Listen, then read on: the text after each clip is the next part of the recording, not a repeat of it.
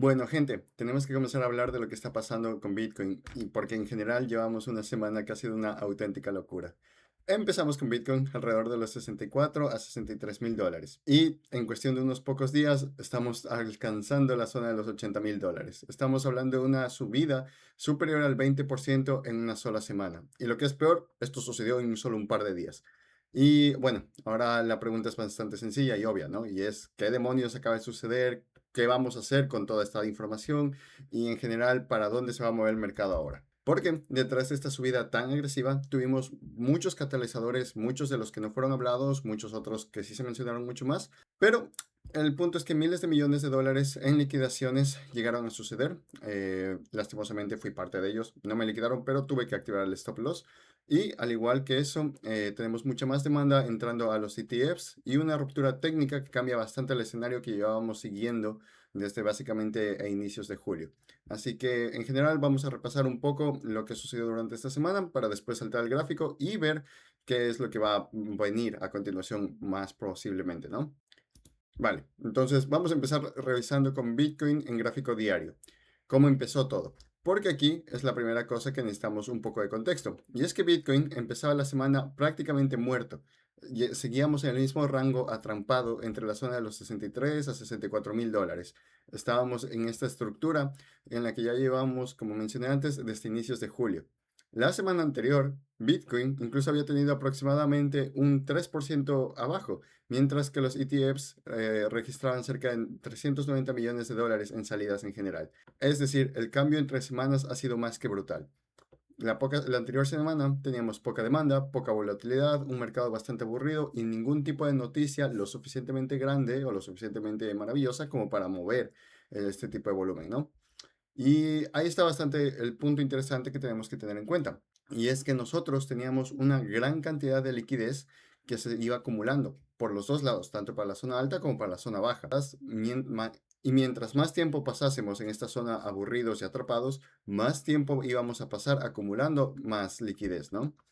Y es por eso que al final, cuando recién logramos obtener algún tipo de estructura ligeramente clara o algún tipo de noticia ligeramente prometedora o devastadora, íbamos a tener un movimiento muy explosivo, mucho más de lo usual.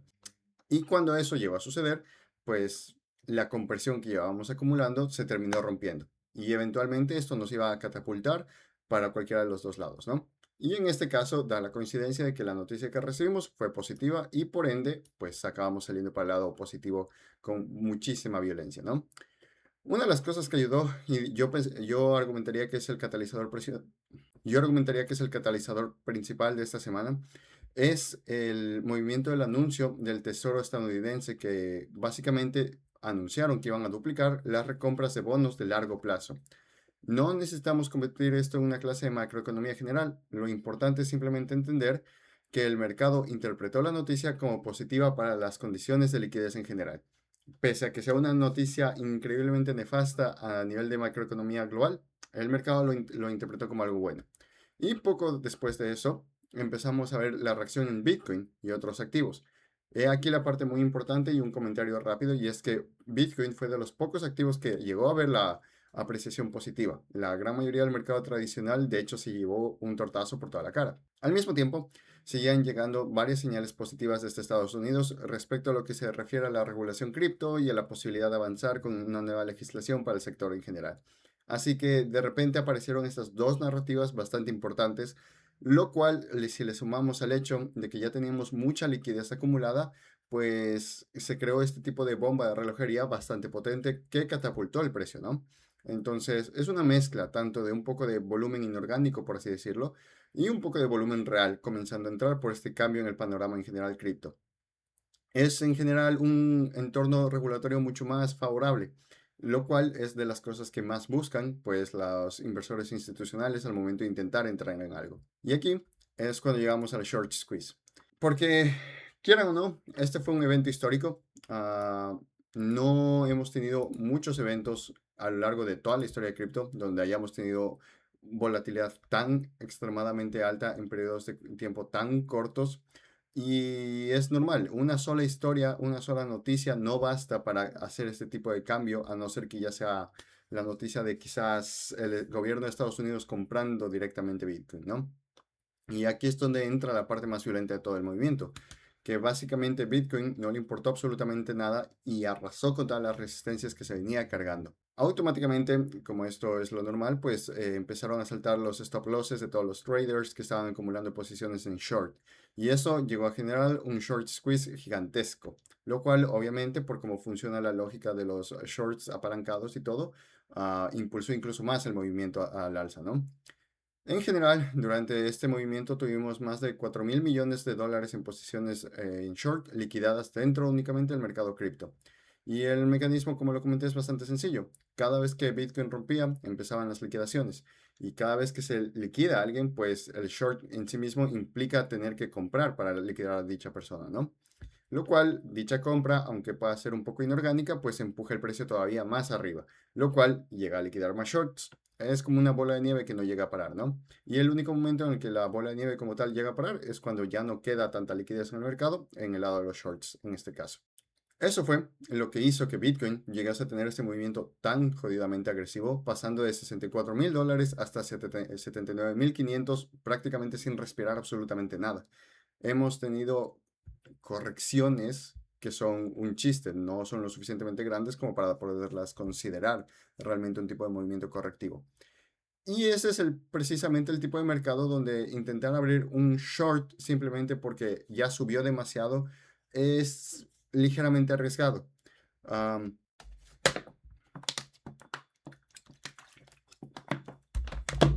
Tenemos que recordar que antes que nada, en este preciso momento estamos viviendo un nivel de volatilidad increíblemente alto, no solo en lo que viene siendo noticias macroeconómicas, noticias políticas de países grandes que afectan directamente a Bitcoin, ¿no? Como puede ser Estados Unidos, Japón y China, sino que también dentro del propio ecosistema cripto estamos viendo demasiada volatilidad, por lo que no sería sorprendente que en estos momentos gran parte de lo que usamos para el análisis técnico no sea tan útil como suele ser en otros movimientos del mercado, ¿no?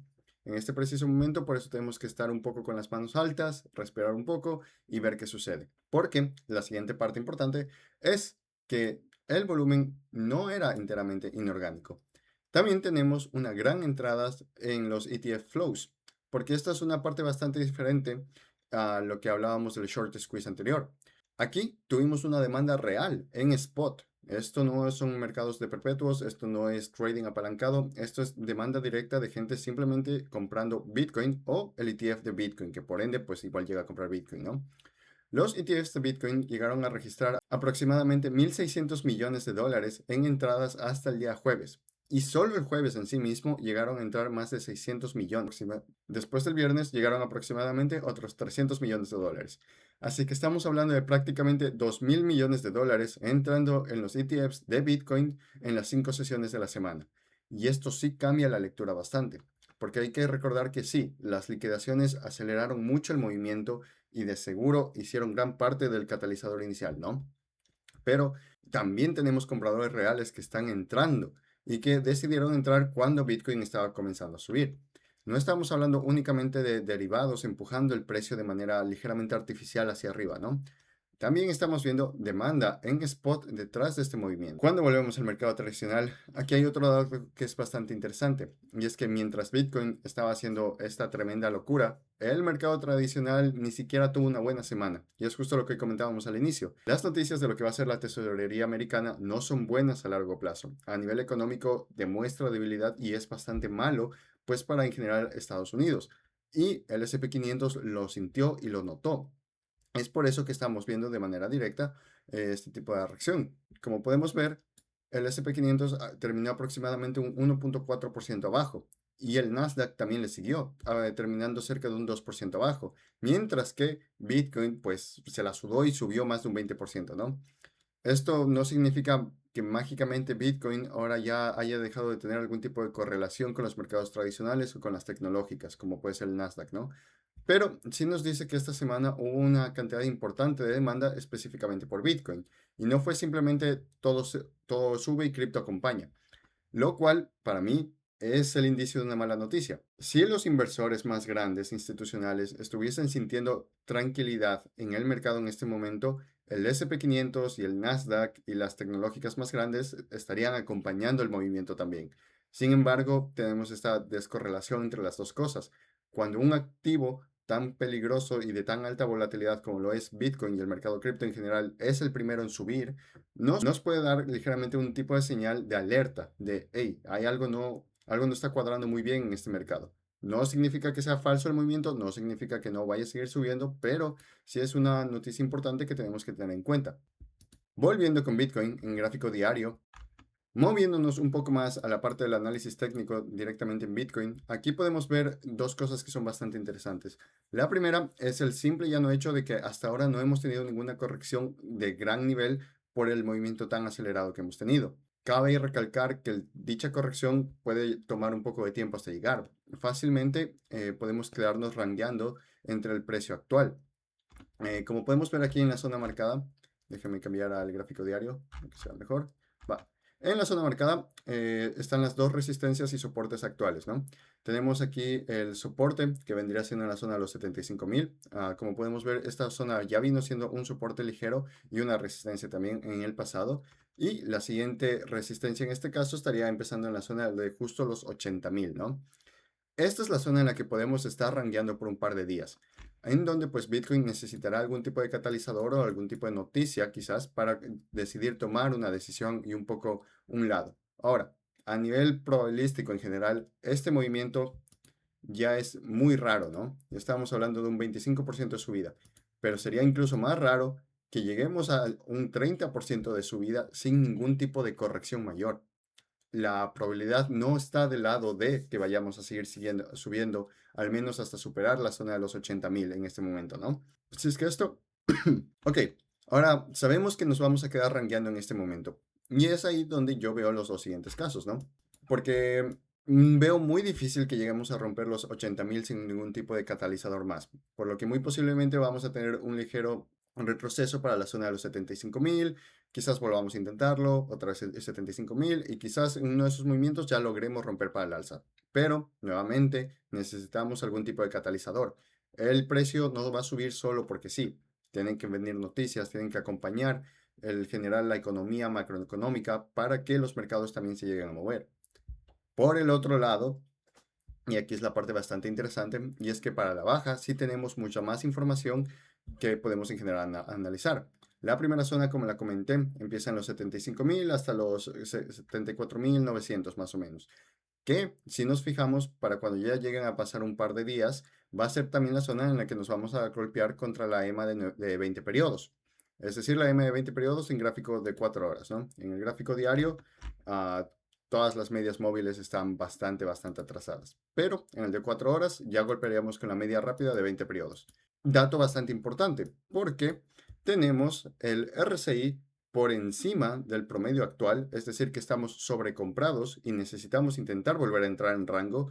Y en el MACD también llegamos a tener un croce. Tenemos dos indicadores ya mostrándonos que Bitcoin no está aguantando bien el precio actual y que muy posiblemente el siguiente punto que va a ir a buscar es la siguiente zona de soporte, la cual está marcada aquí, que también coincide justo con pues la media móvil de 20 periodos. Aquí simplemente tendríamos que ver quién logra aguantar más, ¿no? En este caso, teniendo esto en cuenta, si es que logramos perder esta zona aquí, pues nuestro soporte cambiaría a ser una resistencia, la cual es muy posible que igual la intentemos romper, la intentemos tocar un par de veces, pero si no tenemos ningún tipo de nueva noticia y si los datos de inflación que están prontos para llegar en septiembre llegan bastante peor de lo esperado, no sería raro de esperar que tengamos un nivel mayor de corrección, no solo por datos macroeconómicos, sino también un poco porque, repito, un movimiento de más del 20% necesita su corrección respectiva. No, las cosas no solo suben por subir y no solo caen por caer. Hay ligeros movimientos que pues siempre permiten mejorar un poco. Si es que llegamos a perder la media de los 20 periodos, pues la siguiente zona de resistencia estaría aquí, en los 69.000 dólares. 69.000 a 68.000, donde tenemos la media móvil de 50 periodos, que de manera un poco graciosa pues también coincide con las resistencias que teníamos aquí. Y pues ha sido un suelo y un patrón que lo hemos visto muchas otras veces en general en el mercado cripto, ¿no? Por lo que, dados a perder la media móvil rápida de 20 periodos, es muy posible que vayamos directamente para esta zona de aquí.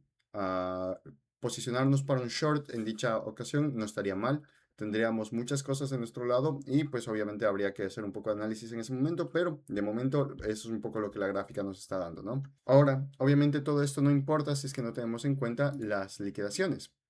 Porque en el mapa de liquidaciones, aquí sí nos queda la situación todavía mucho más clara, ¿no? Y es que Bitcoin otra vez se está comenzando a atrapar entre dos zonas bastante importantes de liquidez. Te metes a cualquier red social, lo que viene siendo el espacio cripto, y toda la gente, y tienes a más de la mitad diciendo simple y llanamente que ya se acabó el bear market, que ya vimos el suelo y que de aquí ya nos vamos para arriba. Y luego tienes a toda la otra mitad que te comienzan a contar que simplemente es un movimiento correctivo al alza, que esto es dentro de lo que cabe algo normal y que ya lo hemos vivido en otros periodos en el pasado, ¿no? ¿Quién tiene la razón? Es muy pronto para decirlo. Lo que sí me gustaría comentar es el simple y llano hecho de que comenzamos a tener una zona muy grande de liquidaciones concentrándose en la zona de los 77.800 a 78.200 dólares. Y luego tenemos otra igual bastante grande en la zona de los 79.000 a 79.500. Por lo que, si Bitcoin vuelve a coger mucha fuerza para arriba, tiene bastante combustible para atacar otra vez nuevos máximos, máximos relativos, ¿no? Pero, obviamente, y para qué mentir, también nos queda la mayor liquidez por abajo. Como comentamos al inicio, teníamos una piscina de liquidez muy grande en la zona superior y en la zona inferior, y en este caso, pues rompimos al alza, pero nos dejamos toda la liquidez que quedaba en la zona inferior. Incluso después de haber llegado a rangos tan altos, pues sigue mucha liquidez pendiente por debajo de nosotros. No significa que sí o sí tengamos que irla a buscar, pero sí es un catalizador igual de grande si es que llegamos a comenzar a perder el movimiento al alza. En lo que viene siendo el corto plazo, fácilmente, y como lo vimos con el gráfico, podríamos tener un tipo de limpieza breve que nos lleve para la zona de los 75.000. Es donde tenemos el primer nivel y también es donde tenemos el primer nivel de liquidaciones para que nos apoye a este tipo de análisis. Liquidar a los longs que están apalancados en esa zona y volver a intentar decidir para dónde quiere ir el mercado, ¿no?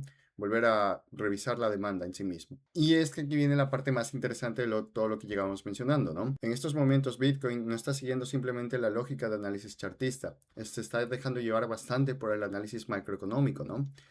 Y aquí es donde entra lo que tenemos que vigilar la siguiente semana, porque tampoco vamos precisamente hacia una semana sin novedades. El miércoles vamos a tener los datos de PCE, una de las métricas de inflación más importantes que sigue la Reserva Federal. También tendremos una nueva estimación del PIB estadounidense y después tendremos nuevas declaraciones de la Reserva Federal.